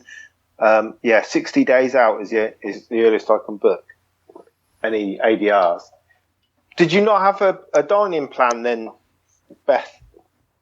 Well, on my birthday trip, when there were, how many were we? We were like 8 people. We did do like the premium dining plan because I knew I wanted to eat in all the top restaurants, go to the Auberge de Cendrillon and the whole 9 yards.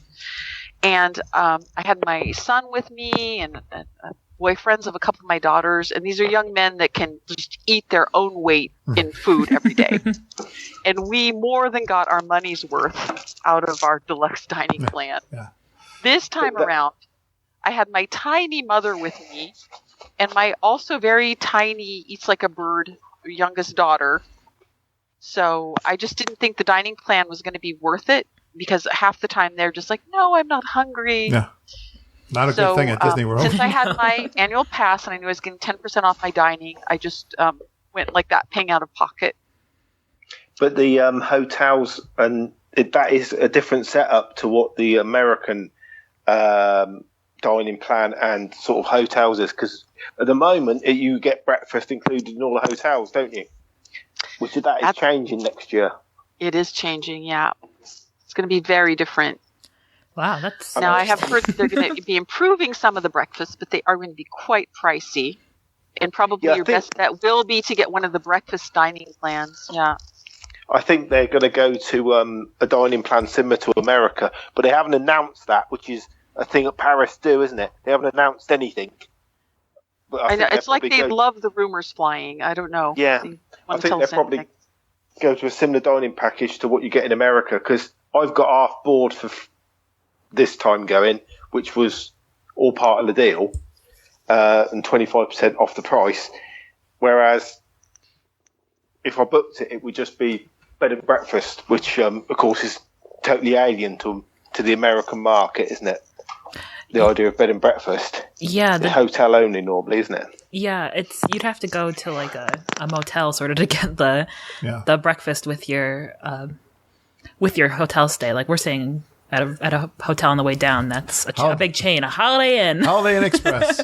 And they do breakfast. We have in the morning, those. but We have those in the UK. Yeah. So, but that's pretty much the only time, unless you go to, like you said, like a little bed and breakfast, that you would get breakfast with your hotel. That's not something we do in the United States. No. Usually we just skip breakfast, honestly. All right, Beth, I want to move into the park then. Let's get the highlights from this day.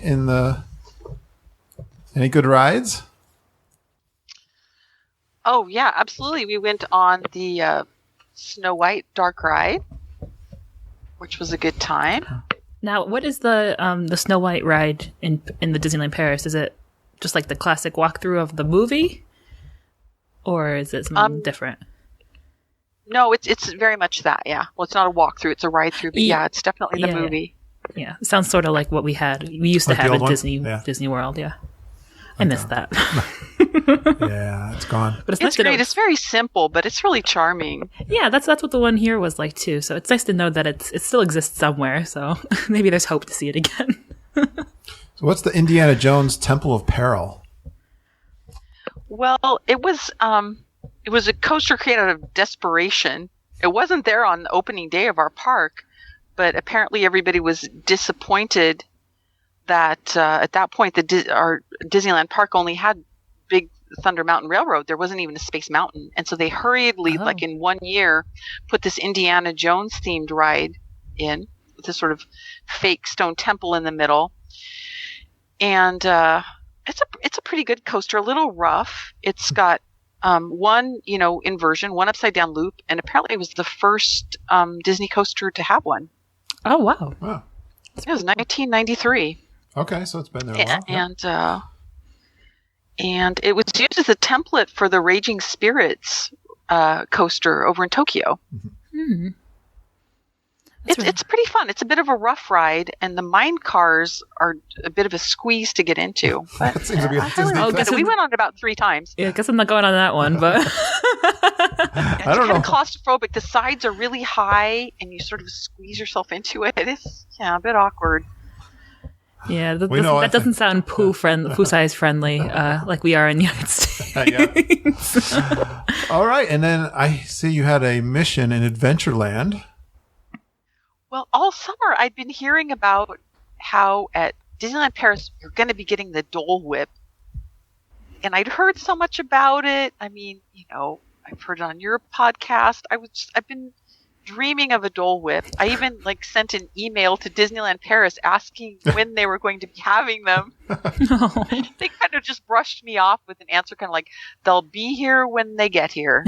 And finally they started selling them, and they're called pineapple whips. Yeah, because the Dole is it's a company trademark. Trademark, yeah. But the thing is, we didn't even really get like a generic version of what the Dole Whip is, because the real Dole Whip is vegan, right? It's not even a dairy product. It's not vegan. It's got dairy derivatives in it, but it's not like ice cream. Let's put it that way. Okay. Yeah.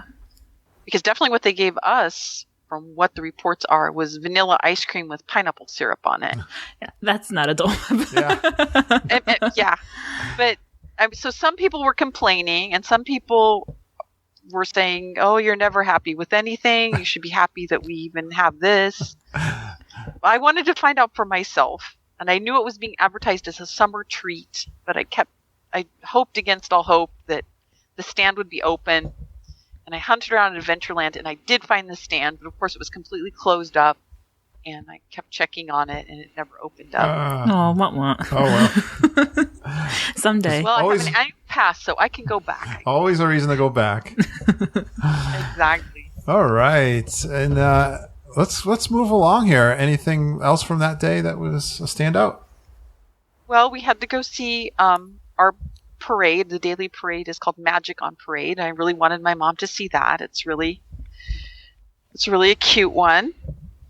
And it was just like a super, super cold day. So we enjoyed the parade, and I sang along loudly and embarrassingly, as I am wont to do. Excellent.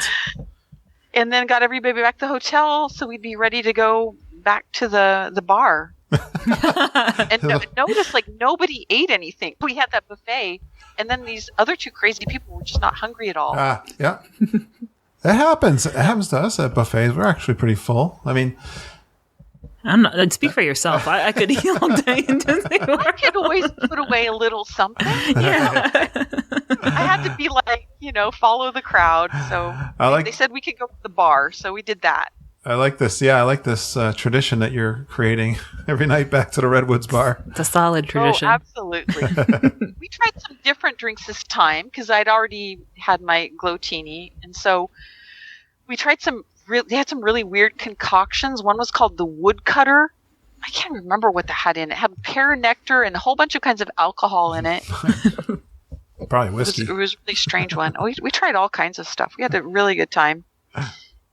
And that was, my mom's last night. So then the next day I got up early and took her to the airport, which was a really quick trip.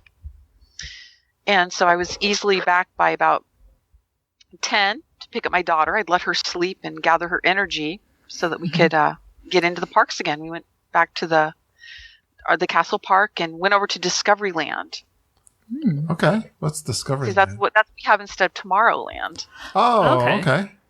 Yeah, because they, instead of getting caught up in the never-ending cycle of having to have, the future before your eyes, they decide to go kind of a Jules Verne meets Leonardo da Vinci theme. Okay. Which is smart because now our future is consistently the 90s in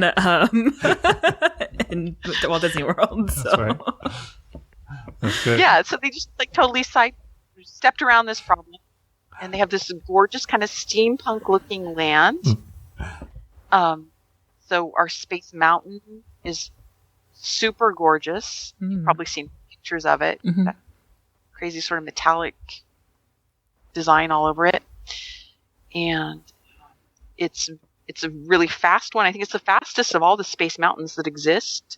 Oh. And it's the only one that has upside-down loops. It has 3. Ooh. Oh, wow. Sounds more like the rock and roller coaster there.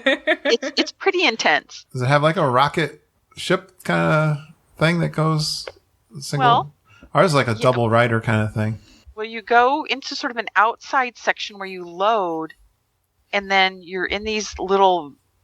They look like, little Victorian rocket ships, and they shoot you up this launch cannon. They call it the Columbiad Cannon. And this, as you're shot up it, going like 40 miles per hour, the side of the cannon going up the roof of the building, the Space Mountain, and you can see everywhere into the park. Oh, wow. And a bunch of steam comes out, and the side of it shuts, and you reach all the way to the top of Space Mountain, and then you go down into it, and the ride starts. That's so cool. Oh my gosh.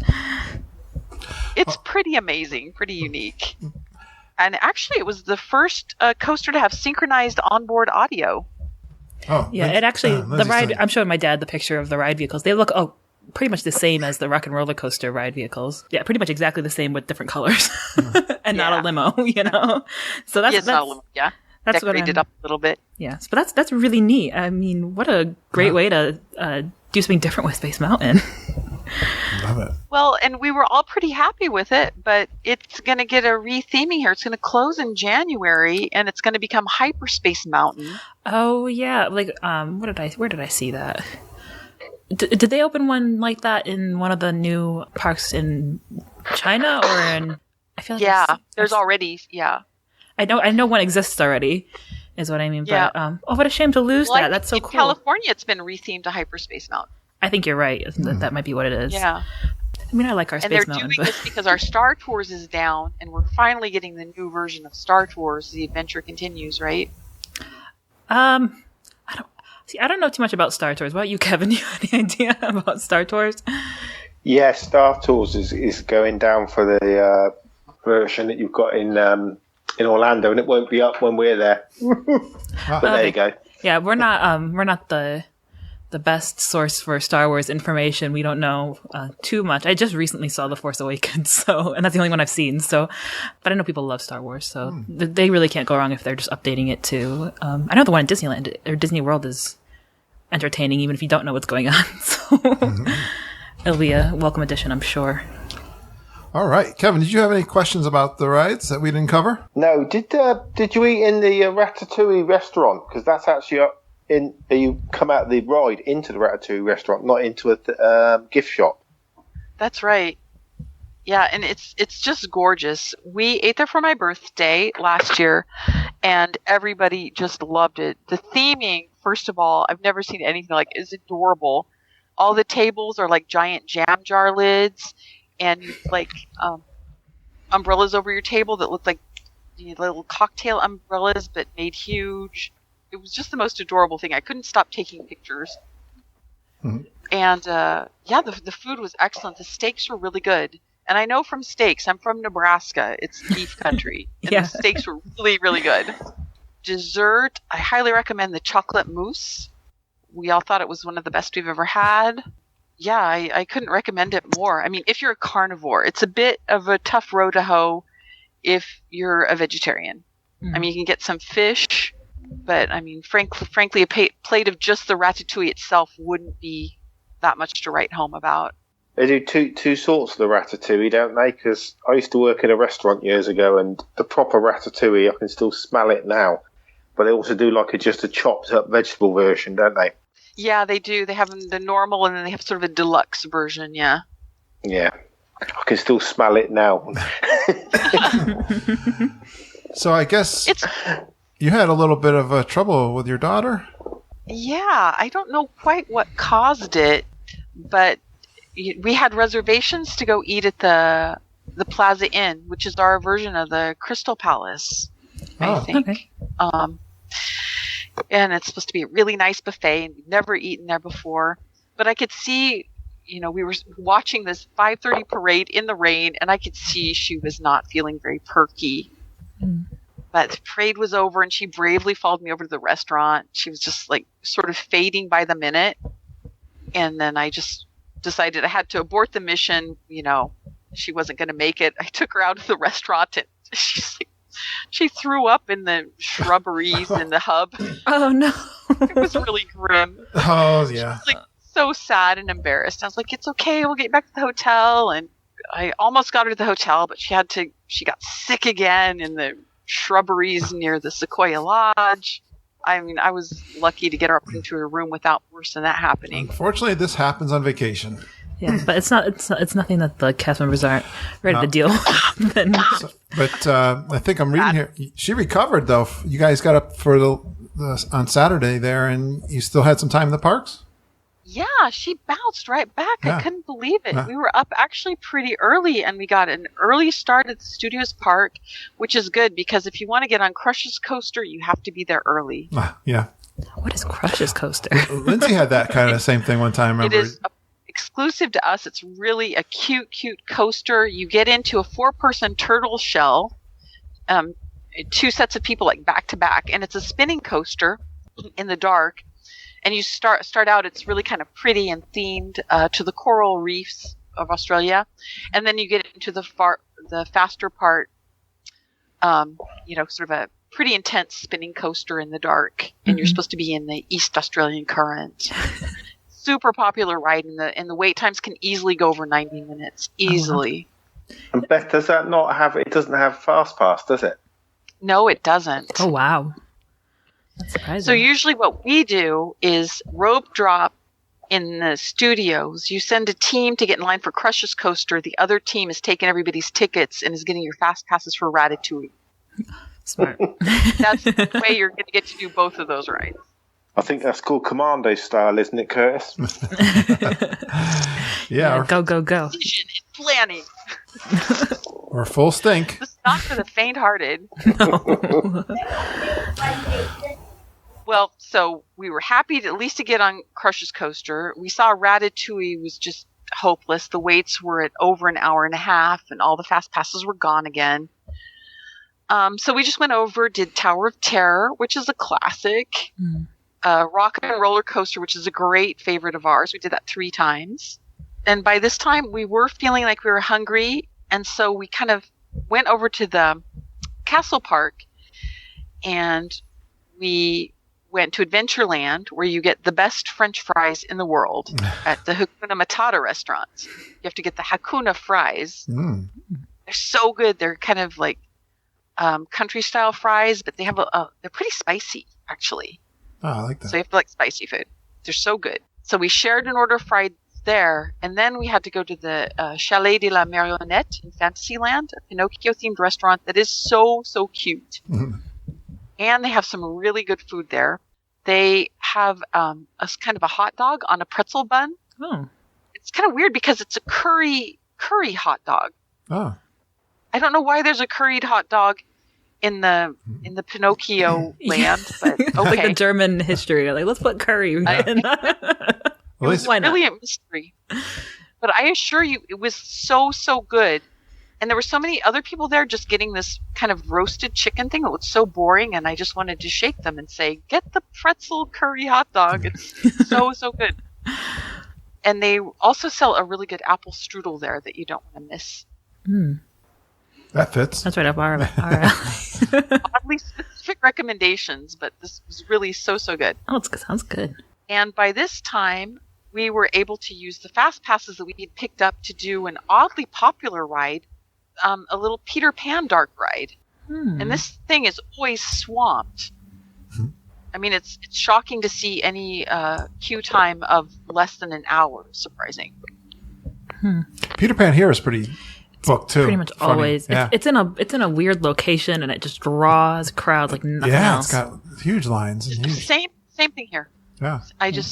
Now ours didn't recently have a rehab, and it's really looking really nice. So it is worth seeing. Yeah. So definitely, Kevin, get your fast passes for Peter Pan. It's way in the back of Fantasyland, but you gotta book it. Get back there early and grab your fast pass. After Peter Pan, we kind of did our version of character hunting. My daughter is kind of shy, so she didn't want to stand in line and get autographs, but she likes to see the different characters that are around. But she did say to me that she would want to line up if we saw Captain Jack Sparrow. Yeah. And so we were in Adventureland. I saw a cast member kind of standing there, and I went up and asked him, is Captain Jack Sparrow going to be around? And the cast member was a really nice guy. His name is Clement. I saw on his name tag. And he was like, it's hard to say. You can never tell. It would be very surprising to see him, but you never know. He was nice, but not giving me any kind of straight answer. I kind of thought maybe they were trained not to say no or something. Yeah, right. So people don't become about right. disappointed or enraged. I don't know. Well, we ended up wandering around a little more in Adventureland, and then we were just going to leave, heading out the gate of Fantasyland, and Captain Jack Sparrow comes marching right up to my daughter and says, "I heard you were looking for me. Follow me, please." I thought she was going to faint. That's fantastic. That's great. So surprised. As I told you, she's really shy, and you can imagine this Captain Jack himself walking up to her, looking her straight in the eye, and like, follow me, young lady. He's not shy. And I did see right behind him was that cast member kind of like, giving me the thumbs up and the big smile. It was great. My daughter got her pictures with Captain Jack. And I just thought it was so special. Oh, good. That's fabulous. Great It's character. good to know that the cast members are still just as awesome over in Disneyland Paris. They know how to make dreams come true there. Yeah, and it was like, I had said to that cast member, Captain Jackie's my daughter's favorite, but my daughter's, 18 years old. It's not like she's a 5-year-old who's going to cry about it. So I was really touched that, he did that for a young lady. And so when we were, closer to the main gate a bit later, I was like, well, let's go into guest services and leave some positive feedback to that cast member. He really deserves it. And I have to say that guest services people just look bemused at me showing up there. I'm thoroughly convinced they were expecting me to complain about something, and they didn't quite know what to do with somebody that wanted to leave like positive feedback. Wow. They look completely puzzled. That's funny. That's a very European thing, though, isn't it? I don't know that we get that here. I mean, they don't have it as, it's not like a normal thing for people to go in and give. They certainly take a lot of abuse, I'm sure. Yeah, so they kind of look at you like, please don't yell at me. Yeah, I know. when you walk in there. But in the United States, in the Disney parks here, they have a system set up where they actually give you a printed out piece of paper where you can write, and it's got instructions and everything. So yeah, they know what to do with you at least. A system to leave positive comments. Yeah, and you actually get that sheet too. If someone fills it out for you, you get that sheet. The cast member does, yeah. Which is really... All right, so you have one more restaurant. Give us your opinion of the Blue Lagoon restaurant. Well, the Blue Lagoon, we had really been wanting to eat there for quite a while. It's located right down in the ride of Pirates of the Caribbean, so a lot of the tables are right along the shore of the underground river. So you can really wave and talk to people as they go by on the ride. Oh, cool. And it's quite a posh restaurant. It's, signature sit-down dining at those kind of prices. So we were really looking forward to it. We had reservations. They got us right in. But I would say, all in all, the whole meal took a couple of hours. We were in there nearly 2 hours. Oh, wow. And yeah, they just seemed to have some trouble with the timing of the food. My daughter's appetizer was not up to the standard I was kind of expecting for the price we were paying. Our pasta was kind of cold. I don't know. It happens. It was just, and I have been seeing this place has been getting really uneven reviews. Some people saying they loved it. Some people saying, oh no, terrible, bad. Yeah. I think they're having some real trouble, and I kind of think they need to re-see their menu. So, Kevin, you might want to steer clear of that one. Yeah, I've been hearing quite a bit that the meal times, though, will stretch to 2 hours in a lot of the sit-down restaurants. That would get me upset because I get hungry. Yeah, that's not how that wouldn't fly in the United States. That'd be rough. Oh, well. Yeah, but that's more of a French thing, isn't it? The French go out to eat, and that's what they do at night. It's not. They don't hurry, if you know what I mean. Yeah, it's different. It is different. Slower. Yeah, it's harder to get them. Yeah, on a speeded up schedule.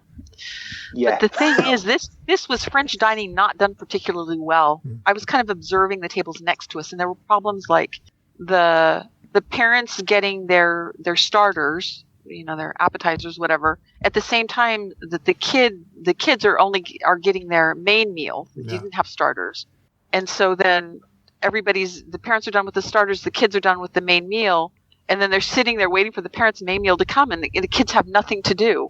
Yeah, there's still an hour and a half to go, and the kids are waiting for dessert. Right. Not a good timeline. I think that's the kind of thing that's making people a little crazy.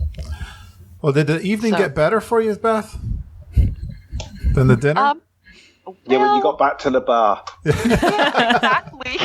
We got back to the hotel, and I looked at Alexa, and I said, we better follow tradition. And, we went right back down to the bar and had some drinks. That's great. Wash away your disappointments. Oh, exactly. And it worked a treat, let me tell you. It was fabulous. All right. Well, this has been an amazing trip around Paris. So and enlightening. Disneyland. Yeah, it's very enlightening for us. Kevin, did you learn something tonight? Oh, plenty, yeah. Yeah. Getting excited for your trip? Oh, yeah. Too excited. I fell down the YouTube hole. You've got to be very careful doing that. Yeah. I'm sure we're going to because we want to see some of those attractions that we haven't experienced over here. Which I know. I would love to go to Europe someday, Beth. We're going to make our way over there for sure. My Margita. We'll obviously link it with a trip to London as well. I think we should if that's logistically easy. I missed all of the UK last time, so I definitely want to. Definitely, Kevin. That'd be a great trip. When you went to get your drink, I was saying to Beth that the train that she's on about, you can get a train from Disney straight to London. Oh, almost non-stop. Yeah, wow. It's only around 2 hours. What about the water thing in the middle? The canal. It goes underneath the canal. It goes into the tunnel. Yeah. You just hold your breath. I don't know if I can hold it that long. Oh, you guys have been a lot of fun, boy. I tell you, I've had a really good time. Beth, any last favorites or things you want to let us know about your trip? Oh, I think I talked enough for 3 people. I do go on. Thanks for putting up with me. I appreciate it. I have a question for you, Beth. Did you use the photo pass system that's been just introduced? No, we didn't. I hesitated on it, and probably when I make my next trip this year, I think I can get a special deal, with the annual pass. You can get, I think you get it and can add it to your annual pass for about, I've added it to mine for £38. So I suppose that would be about $40, €40 or something like that, €45. Yeah. And I don't know, there's not that many photo pass photographers is what I'm seeing, hearing on the different YouTube clips I've seen in the podcasts I've been listening to. So I don't know, but I added for want of £38, I added it. And I'm also thinking of phoning up and seeing if I can upgrade to club level that you were talking about. I'm thinking about maybe doing that. We did get a really good deal, considering it's half term with the schools when we're going, so it'd be quite busy. So it might be worth upgrading to get that VIP fast pass, mightn't it? Oh, I definitely think so. I tried when we booked. I wanted into the Golden Forest. That's the club level Sequoia Lodge. And then again, when we arrived, I tried. And she just said, no, sorry, we're so booked up. Yeah. But I think you're right on all counts. And I have been hearing there's not enough PhotoPass photographers. And from what I saw, they were pretty thin on the ground. Also, do you use any of the apps? Because I've downloaded a really good app that one of the YouTubers shared with me, it's called, where is it? I'll try and find it, this one. Park. Where is it? Now, I've got the Disneyland Park one here. I've got another one somewhere. Yeah. Why can't I see it on my phone? I'm going blind. Park It or something it's called. It gives you all the wait times and stuff like that, and it's a really handy little app. Yeah, Magipark it's called. Magipark. Yeah, I used a couple as well. I used the official one, and then I had another one somebody had recommended to me. Yeah, probably Magi. They don't always agree with each other. Yeah. Well, looking at it now, Autopia's got a 15-minute wait.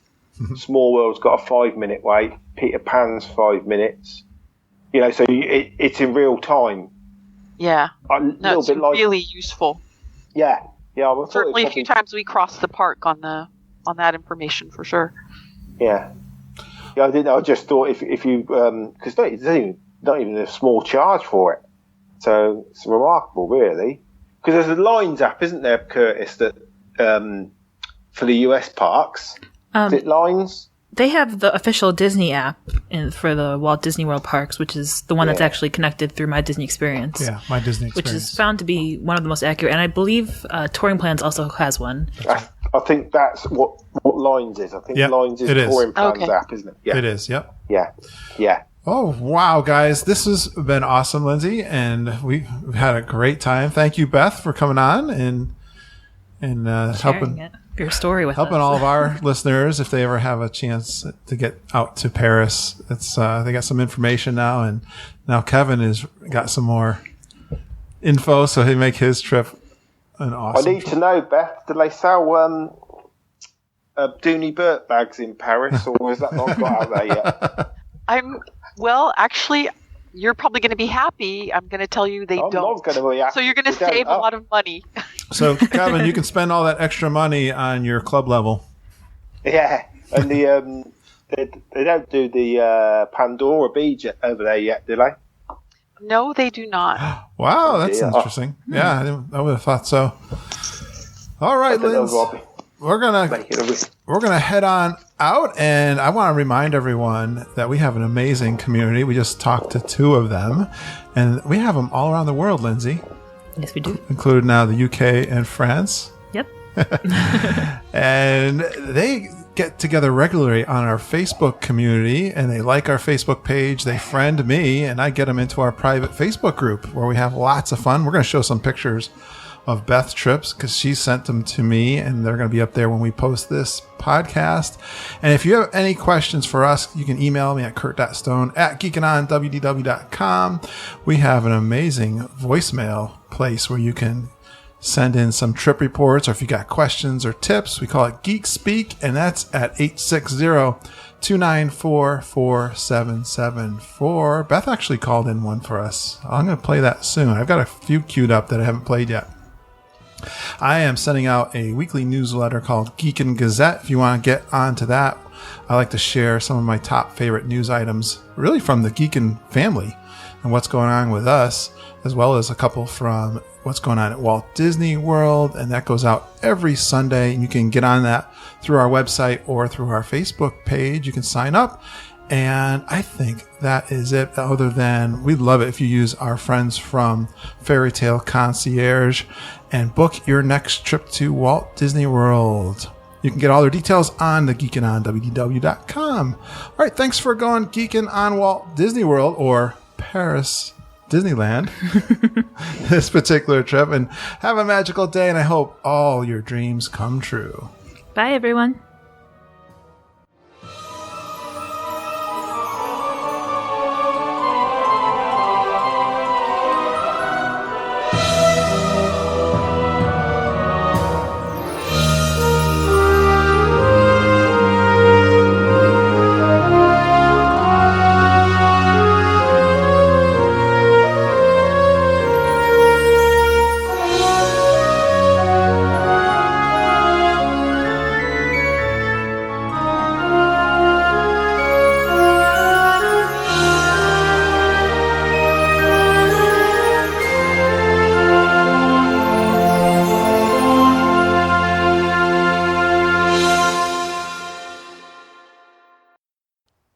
Here, Kevin eating.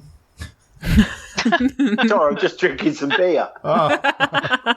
Yes, I wanted to add, I'm having an American beer, a Yingling, which you can actually get in Disney World. Pennsylvania beer. Yeah, it's one of the oldest breweries in North America. Mm-hmm. I've been playing. Me. I got the echo back. That they provided it's not open source, but it's open. Copyright. It's Lindsay, I didn't tell you. Hey, before we get rolling here, you got to read my screen because I gave you a part for the intro. Oh. Sorry, guys. 1 second.